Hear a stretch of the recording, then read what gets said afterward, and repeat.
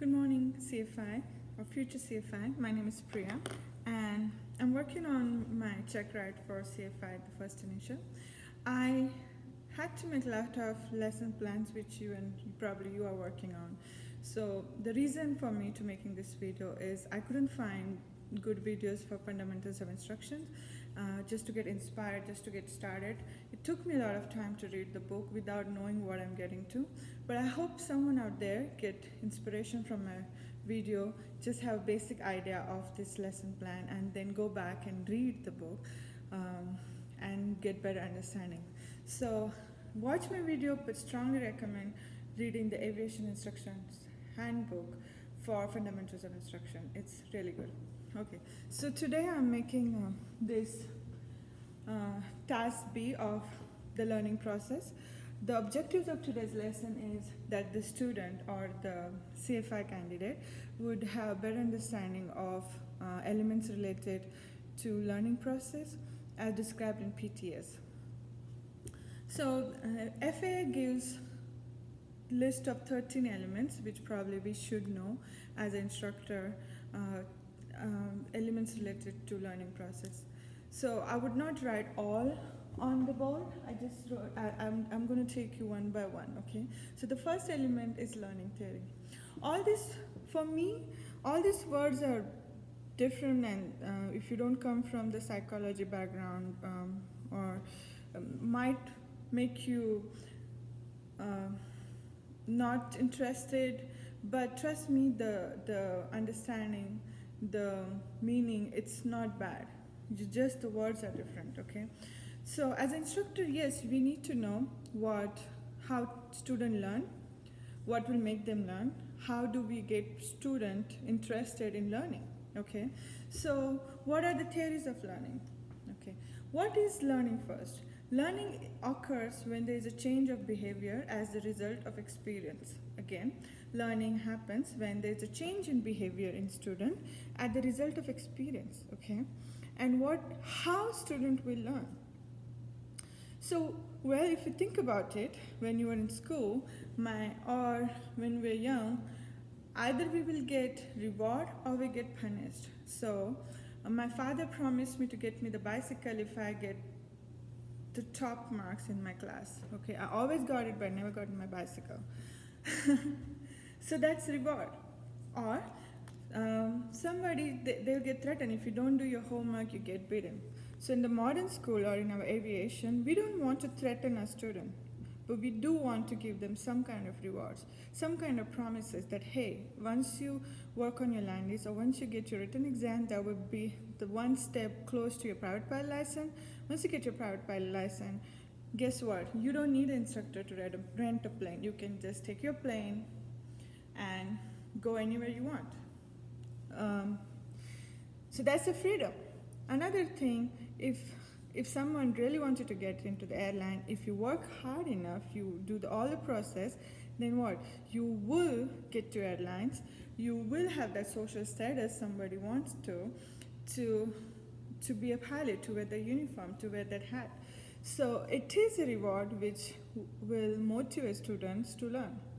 So the learning theory, what you're talking, rewards or punishment, there's a name for that. It's called behaviorism.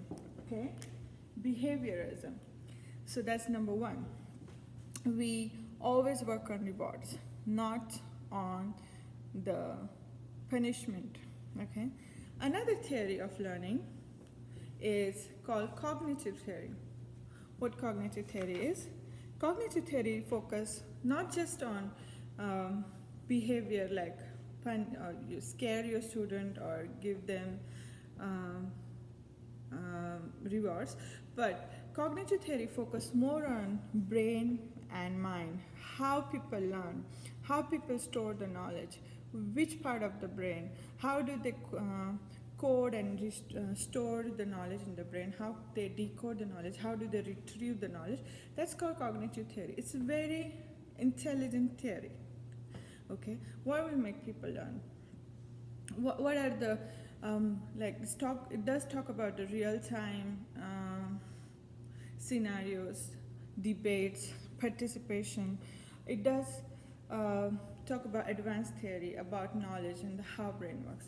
So cognitive theory actually gives birth to two more theory. One is information processing theory and one is constructivism.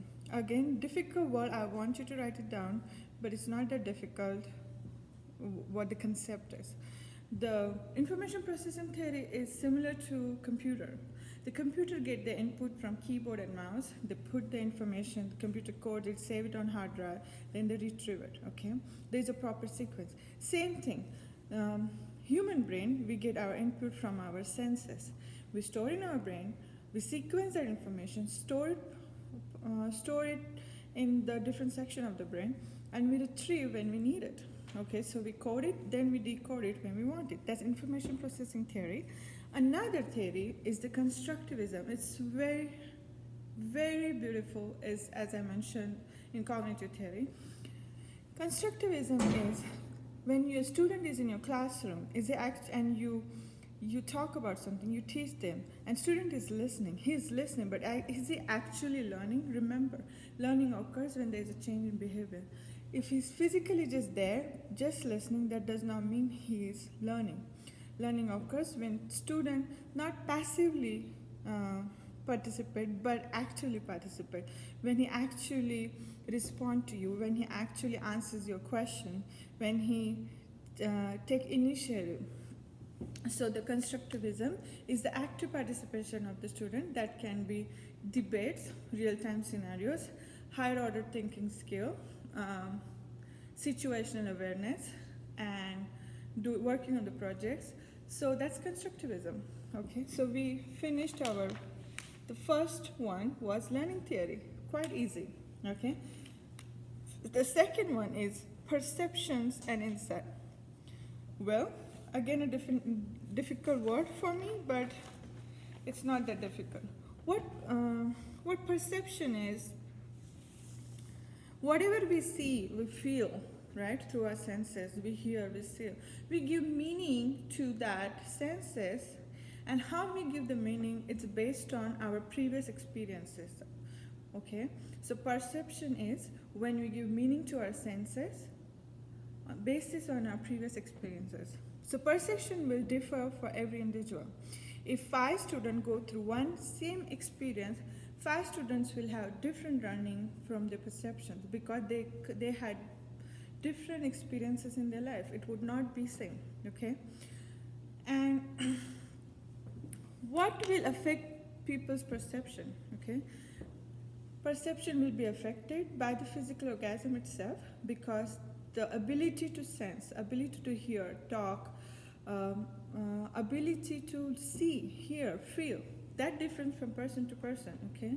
They will not completely able to sense everything. If they are, that might affect, okay? If they're able, disabled, or they're totally not present.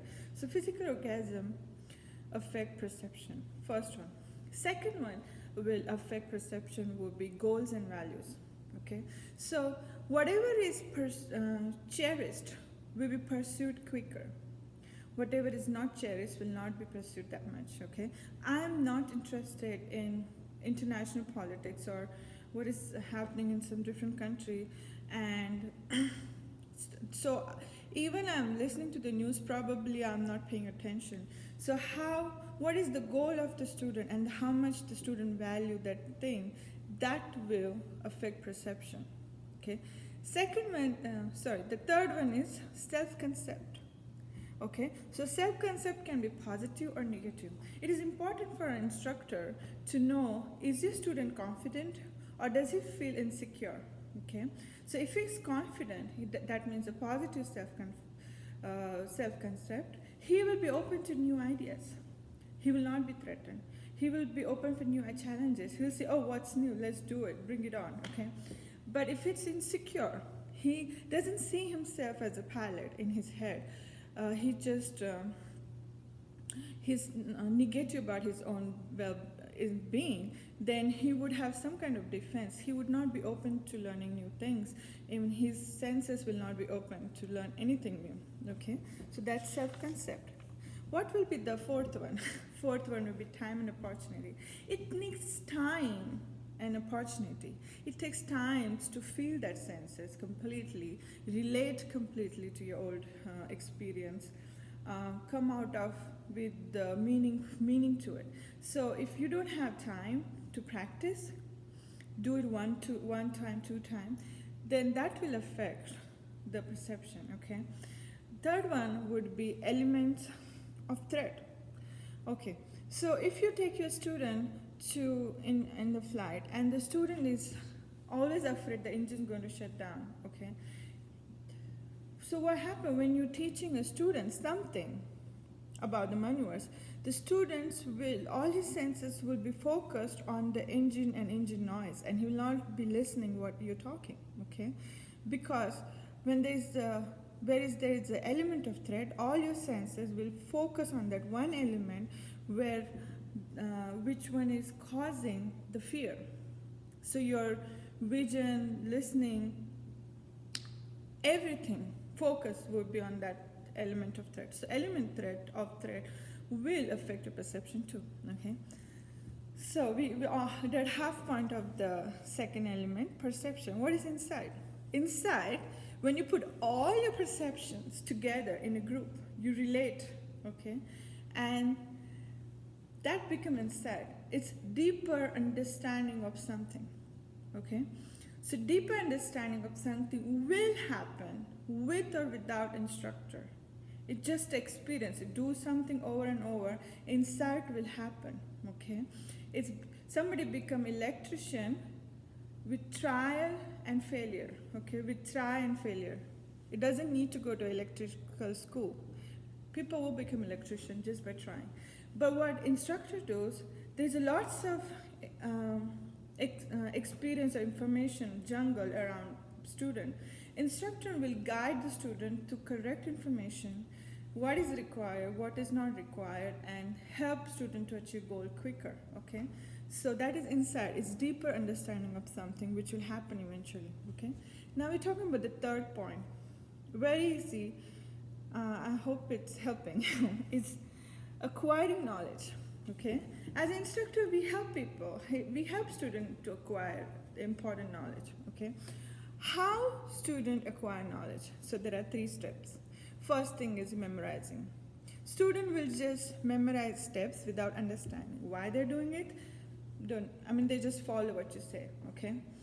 So, like setting altimeter. Student just listen to the ADIS or ASOS, set the altimeter, but he really don't know how the altimeter works inside. If you put any variation, you talk about hot and cold weather, how the altimeter will be affected, probably have no idea what you're talking. But it is a very important step because it will get you started. Second one is understanding. First is memorizing, second is understanding. Understanding is when student will actually understand not only what he's doing, why he's doing. Okay, he would have a deeper understanding. So even you give them some variation, they will probably relate to the variation. They will be probably able to assess their own mistake. They would know they're making mistakes, okay? So that's understanding because they know what they're doing. Third one is concept learning. Concept learning is you don't learn just one thing at a time. You try to learn a lot of things at a time. So object, people, information. Student will put them in different category, okay? So if you learn about fixed wing aeroplane, you just don't learn about Cessna. You learn something about all fixed wing aeroplane or all jet engine or of the whole group. Okay, that is called concept. So you learn a lot of information at one time, just putting them in categories. That's concept learning. Okay, now number 4. What is number 4? The laws of learning. Laws of learning, that how, when people learn. Okay, how and when people actually learn. So we talked about process of learning, how do they acquire knowledge, what is perception, and when actually people learn. Well, people learn when they're ready to learn. Okay, they will be eager to learn. They have goal, they have need to learn. So, as an instructor, you will understand a time when student is ready to learn, when student will come actually to you and say why we did that other time and this time. What is the difference between process A and process B? So that is an opportunity. It's a teachable opportunity. Okay, it's a teachable moment. And as an instructor, we will be able to sense it, and then we give additional information that why we did what we did. So that's its readiness, okay? The laws of learning is readiness, one. Number two is effect. When people learn, when they actually have positive effect, if they have a depressing effect, threatening, not good experience, then at the result of experience is learning, right? So if they don't have a good experience, they're probably not going to learn. They're just like, oh my God, I don't want to do it again. So it's effect. Third one is exercise. Things, if you practice more, they will learn it better, okay? If they don't practice, use it or lose it, they're not going to, if you just do it one time, they're not going to learn. They just listen and they're not going to store any information about it. Another thing, third is primacy. Things which are learned at the first time are remembered better. So always insist to do right thing at the first time. Always tell your student to use checklist starting from first lesson, okay? Because if they learn something, it's difficult to unlearn. Then is intensity, okay? So things which are learned from all the senses are learned better. If they have dramatic effect on them, vivid memories, real world application, those are effect, like intensity, wow moment. They will, we have to create that dramatic effect so they will remember. It's just not they're not listening, they're like wow, and they'll remember. It's like first solo, okay? Nobody will forget the first solo. Then recency, things which are done recently will be learned and remembered. Things which are done in past will probably be forgotten, okay? So how recent some things are learned, because you can forget something. Okay, so we did 4 points, which is a good thing. Now 5, okay? Domains of learning, okay? Domains of learning, there are 4, no, sorry, there are 3. So I think about is, it again, the words are difficult, but the meaning is, the concept is very, very, very useful, okay? So I think about 3H, head, heart, and heart, okay? Domains, in what areas learning can happen? Learning can happen in head, learning can happen in heart, learning can happen with the skill. Head is knowledge, heart is attitude or feeling, and hands is psychomotor, just doing, okay? You can learn some skill. Cognitive domain, that is called cognitive domain, the head, the knowledge. So you can learn knowledge by reading, go to ground school, watching video, okay? You can recall the knowledge, we can analyze, everything happens in head, okay? Evaluation, everything happens in head. So learning can happen only in like reading, by reading, not doing anything, okay? Number 2 is affective, heart. Affective domain is your attitude, your value. So when parents teach kids, respect elders, respect teachers, okay? So there is learning is happening, but that is happening not in brain, but the way they act in public, socially, okay? Respect laws, respect our country. So that happens to the, we respect our rules and regulations, respect the safety as a pilot. That happens as somewhere in the morally or the attitude or values. That is called affective domain, okay? Another learning will happen in psychomotor domain. Doing is landing, fixing, you can use your E6B because you're using your hands. Kids try to learn, walk, that's psychomotor learning too, okay? Then as a pilot, you'll be able to land the plane, you can taxi the plane, that's also psychomotor learning. So psychomotor learning, you can actually measure in distance or the movement because something is moving. Knowledge you can still test by taking tests, but the second was the attitude. okay? The affected domain cannot be, it's difficult to test that how much learning has done. There is no parameter to learn, okay? So I think I'm going to stop here, 20 minutes. I don't want to make it video. So we covered 5 points. I'm going to make second video to cover some more points, okay? Bye, all the best.